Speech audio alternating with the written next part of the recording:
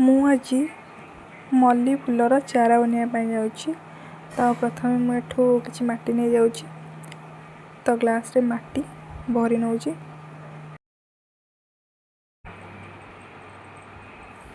ତ କିଛି ମଲ୍ଲି ଗଛର ଡାଳକୁ ମୁଁ କଟିଂ କରି ନେଇକି ସେଥିରେ ପୋତିଦେବି ନଦୀ ବାଲି ଦେଇକି। ତାପରେ ମୁଁ ସେଥିରେ ଅଳ୍ପ ପାଣି ଦେଇଦେବି।